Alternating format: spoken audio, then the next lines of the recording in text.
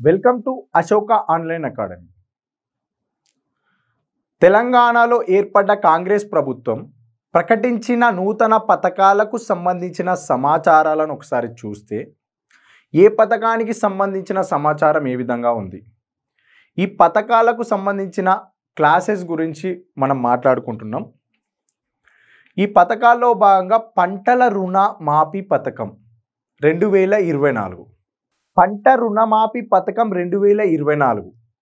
ఈ పంట రుణమాఫీ పథకం రావడానికి గల కారణం ఏంటిది? కాంగ్రెస్ ప్రభుత్వం ఏర్పడ్డ తర్వాత 2024 జూలైలో పంట రుణమాఫీ పథకాన్ని ప్రకటించడానికంటే ముందు జరిగిన అంశం ఏంటిదంటే 2022 మే 6 నాడు కాంగ్రెస్ పార్టీ వరంగల్లో ఒక సభ నిర్వహించింది. ఈ కాంగ్రెస్ పార్టీ నిర్వహించిన సభ యొక్క పేరు వరంగల్ సభ డిక్లరేషన్. దీనినే రైతు డిక్లరేషన్గా పిలవడం జరిగింది. ఈ వరంగల్ సభ డిక్లరేషన్లో కాంగ్రెస్ పార్టీకి చెందిన రాహుల్ గాంధీ గారు తెలంగాణలో ఉన్న రైతులందరికీ ఒక ప్రకటన చేయడం జరిగింది. ఆ ప్రకటన ఏంటిదంటే, రైతులు బ్యాంకుల ద్వారా తీసుకున్న స్వల్పకాలిక రుణాలు, ఈ రుణాలు మీరు 2 లక్షల వరకు తీసుకున్న ప్రతి ఒక్క రైతు యొక్క రుణాన్ని కాంగ్రెస్ పార్టీ తెలంగాణలో ప్రభుత్వం ఏర్పాటు చేసిన తర్వాత 2 లక్షల లోపు ఉన్న స్వల్పకాలిక రుణాలన్నిటిని మాఫీ చేయడం జరుగుతుంది అని ఒక ప్రకటన విడుదల చేయడం జరిగింది. ఎప్పుడు? 2022 మే 6 నాడు. ఈ అంశం గురించి మనం ఎందుకు మాట్లాడుకున్నామంటే 2024 జూలై 18 నాడు తెలంగాణ రాష్ట్ర ముఖ్యమంత్రి అయిన రేవంత్ రెడ్డి గారు తెలంగాణ రాష్ట్ర సచివాలయంలో భాగంగా ఒక ప్రకటన విడుదల చేయడం జరిగింది. తెలంగాణ రాష్ట్ర సచివాలయం నుండి విడుదల చేసిన ప్రకటన ఏంటిదంటే 2024 జూలై 18 నాడు తెలంగాణ ప్రభుత్వం పంట రుణమాఫీ పథకాన్ని ప్రకటించడం జరుగుతుంది. ఈ రుణమాఫీ పథకాన్ని ప్రకటించడానికి గల ముఖ్య ఉద్దేశం ఏంటిదంటే, కాంగ్రెస్ పార్టీ తను ఇచ్చిన హామీలో భాగంగా, అంటే 2022 మే 6 నాడు రాహుల్ గాంధీ గారు తను ఇచ్చిన హామీ రైతు డిక్లరేషన్లో ఏదైతే వరంగల్ డిక్లరేషన్ ఉందో దానిలో రాహుల్ గాంధీ గారు ఇచ్చిన హామీలో భాగంగా తెలంగాణ ప్రభుత్వము 2024 జూలై 18 నాడు పంట రుణమాఫీ పథకాన్ని మేము విడుదల చేయడం జరుగుతుంది, అంటే ప్రారంభించడం జరుగుతుంది అని చెప్పి తెలంగాణ ముఖ్యమంత్రి అయిన రేవంత్ రెడ్డి గారు అధికారికంగా ప్రకటించడం జరిగింది. ఎప్పుడు? 2024 జూలై 18 నాడు. ఈ 2024 జూలై 18 నాడు ప్రకటించిన పంట రుణమాఫీ పథకానికి సంబంధించిన మార్గదర్శకాలు, గైడ్లైన్స్, ఏ పథకానికి అయినా కొన్ని గైడ్లైన్స్ ఉంటాయి. ఈ పంట రుణమాఫీ పథకానికి సంబంధించిన గైడ్లైన్స్ ఎప్పుడు రూపొందించారంటే జూలై 15 నాడు గైడ్లైన్స్ రూపొందించి జూలై 18 నాడు అధికారికంగా రాష్ట్ర సచివాలయం నుండి ప్రారంభించడం జరిగింది. ఏ పథకాన్ని? పంట రుణమాఫీ పథకం 2024ని. అయితే ఈ మార్గదర్శకాలు ఏమేమి ఉన్నాయి? ఒక రైతు పంట రుణమాఫీ పథకానికి అర్హత కలిగి ఉండాలంటే అతనికి కలిగి ఉన్న క్రైటీరియాస్ ఏంటి, ఏ అంశాలు తీసుకోవాలి అంటే, పౌర సరఫరాల శాఖ అంటే ప్రజా పంపిణీ వ్యవస్థకి సంబంధించిన మినిస్ట్రీ ఎవరు? పౌర సరఫరాల శాఖ. ప్రజా పంపిణీ వ్యవస్థ అంటే ఏంటిది? చౌక ధరల దుకాణాలు, రేషన్ షాప్స్ ఉంటాయి కదా, ఈ రేషన్ షాప్స్కి సంబంధించిన ప్రజా పంపిణీ వ్యవస్థ పైన మినిస్ట్రీయే పౌర సరఫరాల శాఖ మంత్రి. పౌర సరఫరాల శాఖ మంత్రికి ఈ చౌక ధరల దుకాణానికి మధ్యలో పౌర సరఫరాల శాఖకి సంబంధించిన కమిషనర్ ఉంటారు. ఈ పౌర సరఫరాల శాఖకి సంబంధించిన కమిషనర్స్ విడుదల చేసే ఆహార భద్రత కార్డులు ఉంటాయి కదా, అంటే రేషన్ షాపులలో ఒక వ్యక్తి బియ్యం తీసుకోవాలంటే మన భాషలో కంట్రోల్ బియ్యం, ఈ బియ్యం తీసుకోవాలి అంటే అతను ఏం చూపిస్తారు అక్కడ? Ration card. దానిని ఆహార భద్రత కార్డు అంటారు. ఈ ఆహార భద్రత కార్డునే ప్రామాణికంగా తీసుకొని ఒక రైతు యొక్క అర్హతను నిర్ణయించడం జరిగింది. దీనిలో భాగంగా 2024 జూలై 15 నాడు విడుదల చేసిన GORT నంబర్ 567, ఈ GO నంబర్ 567లో ఉన్న మార్గదర్శకాలలో మొదటి అంశం ఏంటిది అంటే, పౌర సరఫరాల శాఖ విడుదల చేసే ఆహార భద్రతా కార్డుల ఆధారంగా ప్రామాణికతను తీసుకొని ఒక రైతు యొక్క అర్హతను నిర్ణయించడం జరిగింది. రెండో అంశం ఏంటిదనంటే 2018 డిసెంబర్ 12 నుండి 2023 డిసెంబర్ 9 లోపు, 2018 డిసెంబర్ 12 నుండి 2023 డిసెంబర్ 9 లోపు ఎవరైతే 2 లక్షల రూపాయలు వాణిజ్య బ్యాంకుల నుండి, ప్రాంతీయ బ్యాంకుల నుండి, జిల్లా సహకార బ్యాంకుల నుండి తీసుకున్న స్వల్పకాలిక రుణాలకు, మళ్ళీ చెప్తున్నా, స్వల్పకాలిక రుణాలకు మాత్రమే ఈ పంట రుణమాఫీ పథకం వర్తిస్తుంది అనే ఒక మార్గదర్శకం రూపొందించడం జరిగింది. స్వల్పకాలిక రుణం అని ఎందుకు మెన్షన్ చేస్తున్నానంటే, మనకి ఆప్షన్లో దీర్ఘకాలిక రుణం అని ఇవ్వచ్చు, మధ్యకాలిక రుణం అని ఇవ్వచ్చు. కానీ ఇక్కడ రూపొందించిన మార్గదర్శకాలలో కట్ ఆఫ్ డేట్ ఏంటిది? 2018 డిసెంబర్ 12 నుండి 2023 డిసెంబర్ 9 మధ్యలో ఎవరైతే తెలంగాణలోని రైతులు తీసుకున్న రుణాలు ఏ బ్యాంకులు, వాణిజ్య బ్యాంకులు, ప్రాంతీయ బ్యాంకులు, జిల్లా సహకార బ్యాంకుల నుంచి తీసుకున్న స్వల్పకాలిక రుణాలు 2 లక్షల లోపు ఉన్న ప్రతి రైతుకు ఈ పంట రుణమాఫీ పథకం అనేది వర్తింపజేయడం జరుగుతుంది అని ఒక మార్గదర్శకం కూడా ఇందులో చేర్చడం జరిగింది. ఆహార భద్రత కార్డు ఒక క్రైటీరియా అయితే, ఈ కట్ ఆఫ్ డేట్ ఆధారంగా తీసుకున్న స్వల్పకాలిక రుణాలు 2 లక్షల రూపు రుణాలు కూడా ఒక క్రైటీరియా. తర్వాత ఏంటిదంటే 2024 జూలై 18, ఈ 2024 జూలై 18 నాడు ముఖ్యమంత్రి రేవంత్ రెడ్డి గారు ప్రకటనలో భాగంగా ఏం చేశారంటే, మొత్తంగా 3 దశల్లో ఈ పంట రుణమాఫీ పథకం 2 లక్షల లోపు రుణాలు కలిగిన రైతులకు 3 దశల్లోపు 2 లక్షల లోపు పంట రుణాల మాఫీ పథకాన్ని వర్తింపజేయడం జరిగింది. మొదటి దశ గురించి రేవంత్ రెడ్డి ప్రకటన ఏ విధంగా ఉందంటే, 2024 జూలై 18 నాడు మొదటి దశలో 1 లక్ష లోపు రుణాలు తీసుకున్న రైతులకు పంట రుణాల మాఫీ పథకాన్ని వర్తింపజేస్తూ వారి యొక్క రుణాన్ని మాఫీ చేస్తూ 11,50,193 మంది రైతుల యొక్క ఖాతాలలోకి ప్రభుత్వము బ్యాంకుల ద్వారా 6,098.93 కోట్ల రూపాయల నగదును జమ చేయడం జరిగింది. ప్రభుత్వము బ్యాంకుల ద్వారా 11,50,193 మంది రైతుల ఖాతాలోకి 6,098.93 కోట్ల రూపాయల నగదును ఏం చేసిరు? జమ చేయడం జరిగింది బ్యాంకుల ద్వారా. ఏ విధంగా? డైరెక్ట్ బెనిఫిట్ ట్రాన్స్ఫర్ మోడ్ ద్వారా రైతు యొక్క ఖాతాలోకి నేరుగా బ్యాంకుల ద్వారా 1 లక్ష లోపు రుణాలు తీసుకున్న ప్రతి రైతు, అంటే ఎంతమంది కలిగి ఉన్నారు అప్పుడు? 11,50,193 మంది రైతులకు మొదటి దశలో భాగంగా 1 లక్ష లోపు రుణాలు కలిగి ఉన్న 11,50,193 మంది రైతులలో యొక్క ఖాతాలోకి 6,098.93 కోట్ల రూపాయల నగదు అనేది జమ చేయడం జరుగుతుందని చెప్పి ముఖ్యమంత్రి రేవంత్ రెడ్డి గారు ప్రకటించడం జరిగింది. ఇది ఒక అంశం అయితే, 2024 జూలై 30 నాడు 2024 జూలై 30 నాడు రెండవ దశ పంట రుణమాఫీ పథకం యొక్క రెండవ దశను ఎప్పుడు ప్రారంభించారు? 2024 జూలై 30 నాడు.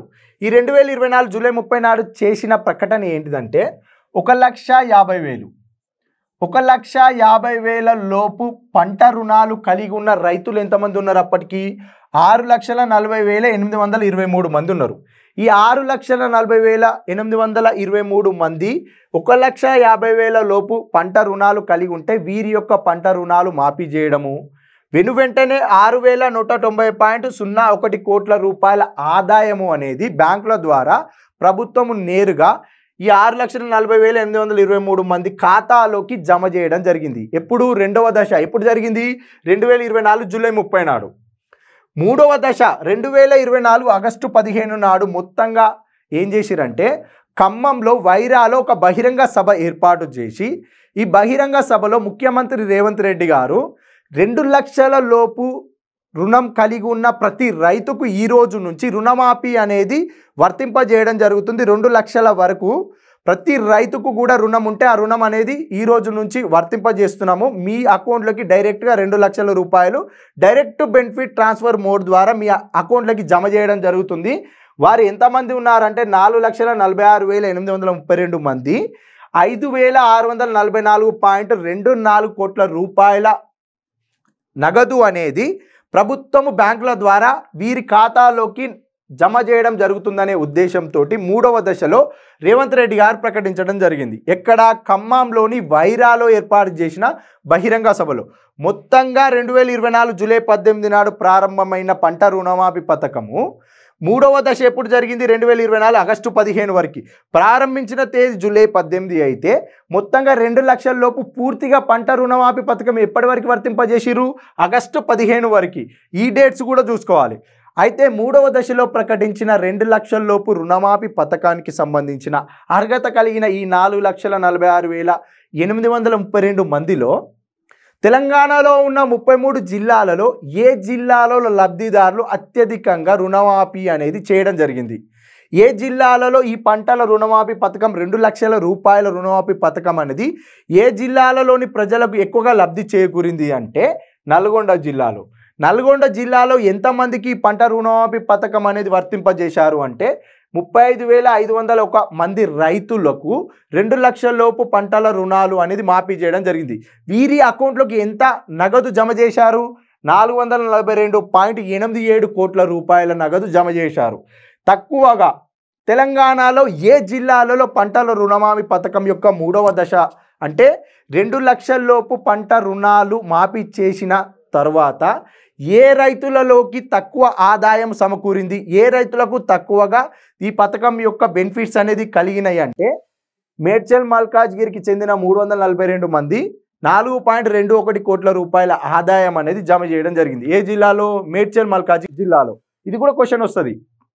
పంట రుణాల మాఫీ పథకంలో భాగంగా మూడవ దశలో 2 లక్షల లోపు పంట రుణాల మాఫీ పథకం వర్తింపజేస్తే ఏ జిల్లాల ప్రజలకు అధిక లబ్ధి చేకూరింది అంటే నల్గొండ జిల్లా. తక్కువ లబ్ధి ఏ జిల్లాకి? మేడ్చల్ మల్కాజ్గిరి. ఇప్పుడు ఇంకొక అంశం ఏం చూడాలి అంటే 2018 December 12, 2023 December 9 cut off date తీసుకున్నాం.